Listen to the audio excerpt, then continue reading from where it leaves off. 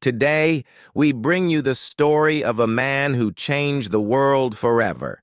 He is one of the most famous people in history, and even today, his name is known everywhere. He was a brilliant leader, a fearless warrior, a master strategist, and a lover of power. But his life was full of danger, betrayal, love, and war. And today, through this story, you will not only learn about his incredible life, but also improve your English in the most enjoyable way. This is your chance to listen, understand, and practice English effortlessly. So, are you ready to dive into the amazing life of Julius Caesar? Let's begin. Julius Caesar was born on July 12th or 13th, 100 BCE, in the city of Rome, the heart of the great Roman Republic. His full name was Gaius Julius Caesar, but at that time, no one knew that this little baby would one day change history forever. Caesar was born into a wealthy and powerful family called the Julius family, gens Julia. This family believed that they were descendants of the gods, especially Venus, the goddess of love. His father, Gaius Julius Caesar, was a respected man, but not the most powerful in Rome. His mother, Aurelia Cotta, was a strong and intelligent woman who played a big role in shaping Caesar's personality. From a young age, Caesar was different. He was not just a regular boy, he was ambitious, smart, and determined. He loved to read, learn, and observe everything around him. His mother made sure he had the best education, and he quickly became excellent in reading, writing, speaking, and debating. But Rome was a dangerous place. Power and politics were brutal, and Caesar's family was always in the middle of it. When Caesar was just 16 years old, a great tragedy happened. His father died suddenly. This was a huge shock for the young Caesar. Losing his father meant that he had to take responsibility for his family at a very young age. But things got even worse. A powerful dictator named Sulla took control of Rome, and he saw Caesar's family as enemies. Sulla ordered Caesar to be killed, but Caesar refused to run away. Instead, he bribed the right people and used his intelligence to stay alive. This was Caesar's first taste of power and survival. He learned that in Rome, you had to be smart, fearless, and always ready to fight for your life. At 17 years old, Caesar married his first wife, Cornelia, the daughter of a powerful Roman leader. It was not just a marriage of love, it was a political move. In Rome, marriages were often about power and alliances, and Caesar was already thinking about his future. But Sulla did not like this marriage. He ordered Caesar to divorce Cornelia, but Caesar refused. This was a bold and dangerous decision. Sulla was the most powerful man in Rome, and going against him could mean death. Caesar had to run away and live in hiding for a while. But this experience made him stronger, smarter, and even more determined to rise to power. After escaping danger, Caesar decided to join the army. This was the beginning of his journey as a great warrior and leader. As a soldier, Caesar showed incredible bravery. He was fearless in battle, and his commanders quickly noticed his talent. He won medals for his courage, and people started talking about him as a future leader of Rome. But Caesar was not just a warrior. He was a thinker, a strategist, and a man with a big vision. He knew that to become powerful, he needed to win the hearts of the people. One of the most crazy and interesting events in Caesar's life happened when he was still young. On a journey across the Mediterranean Sea, Caesar was kidnapped by pirates. Yes, you heard that right. He was kidnapped by a group of dangerous pirates who demanded a ransom, money, for his release. But guess what? Caesar did not panic. Instead, he laughed at them. The pirates asked for 20 talents of silver, a lot of money at that time. But Caesar said, "No, you are asking too little. I am worth at least 50 talents." The pirates were shocked. They had never met someone like Caesar before. He acted like he was the leader, not the prisoner. While waiting for the money to arrive, Caesar lived like a king among the pirates. He joked with them, gave them orders, and even promised that one day he would come back and punish them. And guess what? He kept his promise. As soon as he was free, Caesar raised an army, found the pirates, and finished them all. This event showed Caesar's confidence, intelligence, and ruthless side. He was not just a man of words, he was a man of action. After proving himself as a fearless soldier and surviving his kidnapping by pirates, Julius Caesar returned to Rome determined to become powerful. But Rome was a dangerous place. Politics were like war, and Caesar knew he had to be clever, patient, and ruthless to survive. When Caesar came back, Rome was in chaos. The Republic was ruled by powerful politicians, and many of them were corrupt. They controlled the money, the army, and the government, and they did not want new people like Caesar to rise to power. But Caesar had a plan. He knew that people loved entertainment, so he started organizing grand public events, games, festivals, and gladiator fights. He spent huge amounts of money to win the love of the people. Even though he was not very rich, he borrowed money from powerful friends to keep the public entertained and happy. And it worked. The ordinary people of Rome began to love Caesar. He became a celebrity, a hero, a man of the people. But Caesar did not just want to be popular, he wanted real power. And in Rome, power came from politics and the army. He began his political career by becoming a lawyer, where he used his brilliant speaking skills to win cases and gain more attention. His speeches were powerful, emotional, and persuasive. He knew how to make people listen.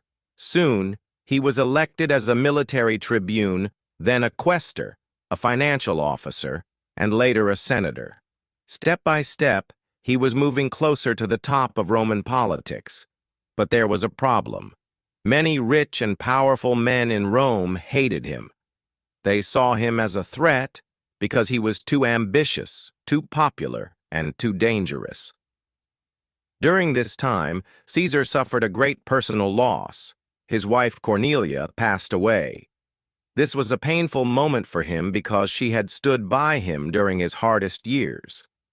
But in Rome, marriage was often about political advantage, so soon after Cornelia's death, Caesar married another woman, Pompeia, who came from a very powerful family. This marriage was supposed to help his career, but it ended in scandal. Pompeia was accused of having an affair with another man, and even though it was never proven, Caesar divorced her. He famously said, "My wife must be above suspicion." This showed how careful he was about his public image. He wanted to be seen as a strong, disciplined, and honorable leader. After the divorce, Caesar was sent to Spain to serve as a governor. This was a turning point in his life. In Spain, he saw a statue of Alexander the Great, the famous Greek conqueror. Caesar realized that when Alexander was his age, he had already conquered most of the world. But Caesar had done nothing great yet. At that moment, Caesar made a decision. He would not stop until he became the most powerful man in the world. In Spain, he built his own small army, fought battles, and showed his incredible military skills. He won the loyalty of his soldiers, and when he returned to Rome, he was even more respected and powerful. Caesar knew that if he wanted real power, he needed allies. He was ambitious, but he was not the richest or the most powerful man in Rome. So, he made a secret deal with two of the most powerful men in Rome. 1. Pompey the Great, a famous general, loved by his soldiers but struggling to keep his power. Second, Crassus, the richest man in Rome, who had more money than anyone but lacked popularity. They formed the First Triumvirate, a secret alliance to control Rome together. Caesar promised to help Crassus and Pompey, and in return they would support him. With their support, Caesar was elected consul, one of the highest positions in Rome. Now that he had power, Caesar wanted more. He became the governor of Gaul, modern-day France, Belgium, and parts of Germany. At that time, Gaul was wild, dangerous, and full of warrior tribes. No Roman leader had ever completely conquered it. Caesar saw this as his chance to become a legend. For the next 8 years, he led his army into one of the most brutal wars in history. The tribes of Gaul were fierce fighters, but Caesar was a military genius. He used strategy, intelligence, and speed to defeat them one by one. He built bridges in record time to cross rivers. He tricked enemies into thinking he was weak, then attacked suddenly. He divided and conquered, making sure the tribes never united against him. His most famous battle was the siege of Alesia, where he surrounded an entire city and starved his enemies into surrendering. By the end of the war, Caesar had conquered all of Gaul, making him one of the greatest military leaders in history. While Caesar was in Gaul, things in Rome were falling apart. His old ally, Crassus, died, and Pompey turned against him. The Senate, led by Pompey, ordered Caesar to give up his army and return to Rome as a normal citizen. But Caesar refused. He knew that if he went back without an army, he would be arrested and killed. Instead, he made a historic decision. He crossed the Rubicon River with his army, officially declaring war on Rome itself. This started a bloody civil war. Caesar fought against Pompey and his supporters, and after many battles, he won. Pompey ran off to Egypt, but there he was betrayed and murdered. When Caesar arrived in Egypt, he met Cleopatra, the young and ambitious queen. She was intelligent, charming, and beautiful, and she saw Caesar as the perfect ally and lover. Their love story was one of the most famous in history. Cleopatra wanted Caesar to help her stay in power, and Caesar was captivated by her beauty and intelligence. He helped Cleopatra defeat her enemies, and in return, she became his lover.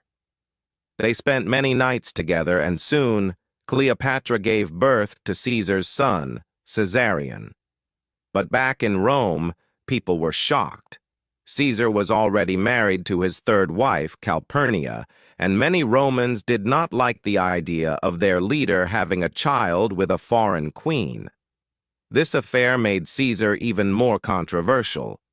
But he did not care. He was now the most powerful man in the world, and he had big plans for Rome. Julius Caesar had achieved everything he ever wanted: power, glory, and love. He had conquered Gaul, defeated Pompey, and taken control of Rome.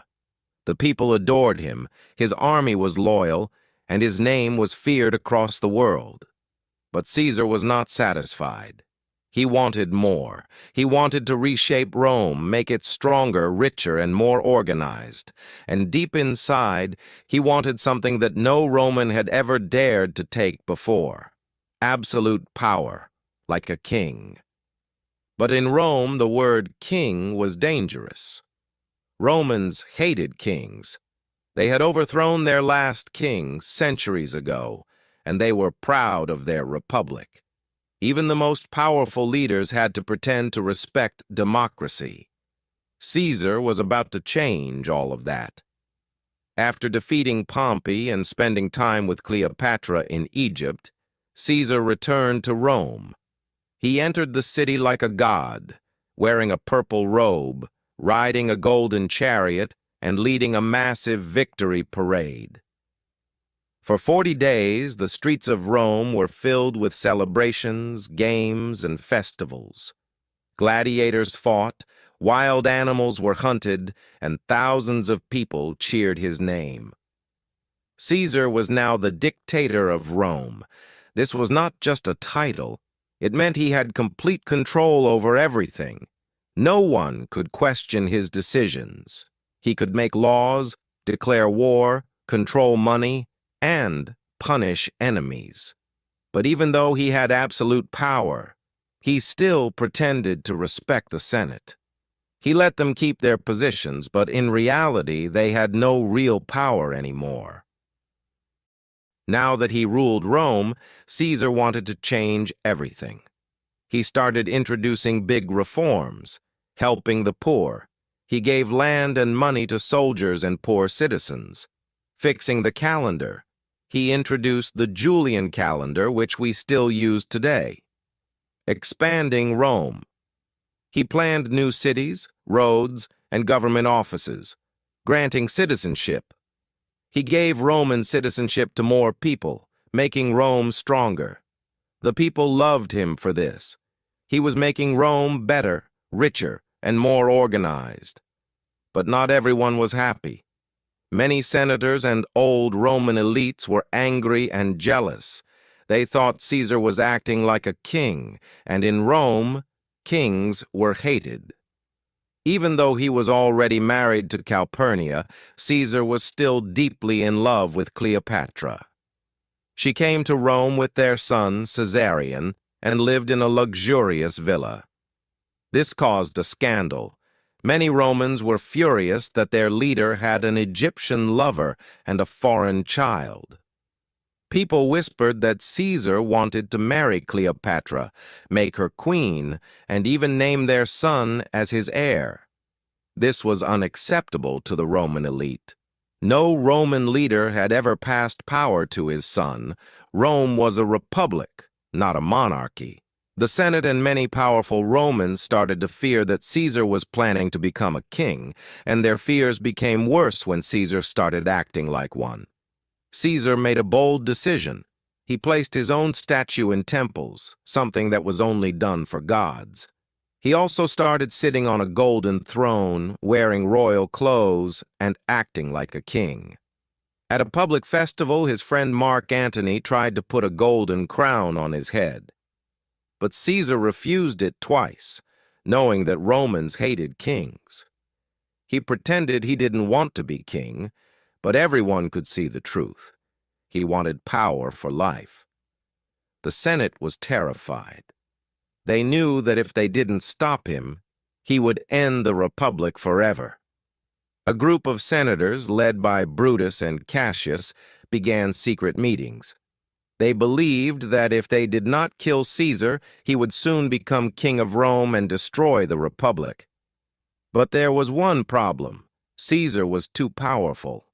He was loved by the army, the people, and many senators. So the conspirators decided to act quickly. They planned to assassinate him on the Ides of March, March 15th, 44 BC. The night before the assassination, Caesar's wife, Calpurnia, had a terrible dream. She saw Caesar's body covered in blood and begged him not to go to the Senate that day. Caesar, for the first time in his life, hesitated. He was usually brave and fearless, but something about the day felt wrong. In the morning, a soothsayer, fortune-teller, warned him, "Beware the Ides of March." But Caesar laughed it off. He had never been afraid of anything before. Why should he start now? So he ignored the warnings and went to the Senate. As soon as Caesar entered the Senate, the conspirators surrounded him. Suddenly, one of them stabbed him in the back, then another, and another. Caesar fought back, but he was outnumbered. He was stabbed 23 times. Then he saw something that broke his heart. His close friend, Brutus, raised a knife against him. Caesar's last words were, "Et tu, Brute," meaning, "Even you, Brutus?" At that moment, he stopped fighting. If his best friend had betrayed him, Then it was over. He fell to the ground, dead. The conspirators thought they had saved Rome, but they were wrong. Julius Caesar was dead, stabbed 23 times by his own people, lying in a pool of blood on the Senate floor. The great man who had conquered lands, won battles, defeated enemies, and reshaped Rome was gone. But his death did not bring peace. In fact, it created the biggest political crisis in Roman history. The Republic was broken, Rome was in chaos, and those who thought that killing Caesar would save Rome had made the biggest mistake of their lives. Because the truth was simple. Caesar was not just a man. He was a movement, a revolution, a symbol of power. And his death did not stop that movement. Instead, it started a war that would change the world forever. When the Roman people heard about Caesar's assassination, they were furious. They had loved Caesar.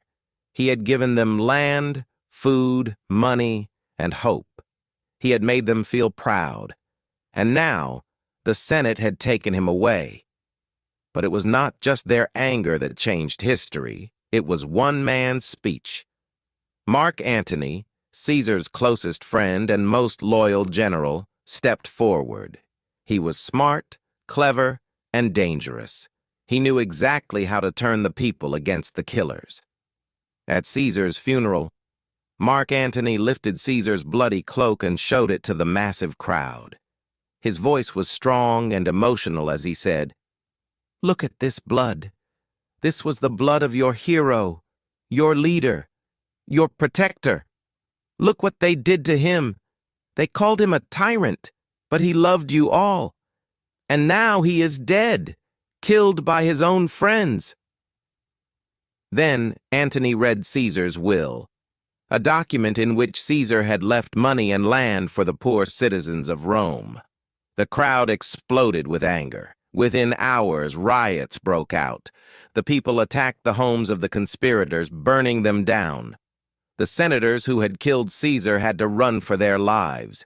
Instead of saving the Republic, they had destroyed it. After Caesar's death, Rome was divided. There were now two sides. One, the assassins, Brutus and Cassius.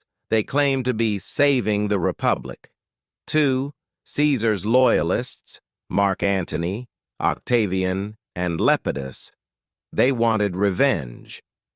At first, the Senate still had power, and they thought they could control the situation. But Octavian, Caesar's 18-year-old adopted son, had other plans. Octavian was young and inexperienced, but he had one big advantage. He was Caesar's son. In Caesar's will, Octavian was officially adopted as his son and was given his name, Gaius Julius Caesar Octavianus. At first, people laughed at him. He was just a boy. He had no army, no experience, and no power. But Octavian had one thing that no one else had, Caesar's name, and that was enough. At first, Mark Antony and Octavian worked together. They formed the Second Triumvirate, a group of 3 leaders, with Lepidus. Their first goal? Revenge. They hunted down the senators who killed Caesar. Thousands were executed. Brutus and Cassius, the main conspirators, escaped to Greece, but they knew their time was running out. The final war between Caesar's murderers and his heirs happened in Philippi, Greece. On one side, Brutus and Cassius, Caesar's killers, a huge army of senators and their supporters. On the other side, Mark Antony and Octavian, the Roman army loyal to Caesar. The battle was bloody and brutal. In the end, Mark Antony and Octavian's army won. Brutus and Cassius killed themselves rather than be captured. Caesar's revenge was complete. After the war, there were only 2 powerful men left, Mark Antony and Octavian. At first, they divided the empire. Octavian controlled the West, Rome, Italy, Spain, and Gaul. Mark Antony controlled the East, Egypt, Greece, and Asia. But soon they became rivals. Mark Antony made a big mistake. He fell in love with Cleopatra. He left his Roman wife, who was Octavian's sister, and moved to Egypt. He had 3 children with Cleopatra. He started acting like an Egyptian king, not a Roman general. This gave Octavian the perfect excuse to turn the Roman people against him. He told the people, "Look, Mark Antony has abandoned Rome. He has become an Egyptian. He is under Cleopatra's spell." The Roman people turned against Mark Antony. The final battle, the Battle of Actium, 31 BC, Octavian declared war on Antony and Cleopatra. At the Battle of Actium, Octavian's fleet destroyed Antony and Cleopatra's navy. Antony fled back to Egypt. Cleopatra followed him, but they both knew it was over. Rather than be captured, Mark Antony stabbed himself. Cleopatra, refusing to be humiliated, let a poisonous snake bite her, ending her life. With their deaths, Octavian was now the most powerful man in the world. In 27 BC, he took a new name, Augustus, meaning the Great One. He became the first emperor of Rome. The Roman Republic was officially dead. Rome was now an empire, and it would remain one for 500 more years. Julius Caesar's legacy, the man who changed the world. Julius Caesar was gone, but his impact never faded. He changed Rome forever. His name, Caesar, became the title for all future emperors. His ideas of government, military strategy, and leadership are still studied today. Even Shakespeare wrote a play about his life. Even today, over 2,000 years later, his name is remembered in every corner of the world. Julius Caesar's story teaches us many things. Never let fear stop you. Caesar was kidnapped, betrayed, and attacked, but he never stopped moving forward. Be bold. Take risks. He crossed the Rubicon, took Rome, and became the greatest leader of his time. Power comes with a price. His ambition made him great, but it also made him enemies. Your name can live forever. Even after 2,000 years, people still say his name. Julius Caesar may have died, but his legacy is immortal, and that is why his story must never be forgotten. And if you want to learn more about Cleopatra's life, I have already made a detailed story about her. In that video, I explained everything. Her childhood, rise to power, love story with Caesar and Mark Antony, and her tragic end.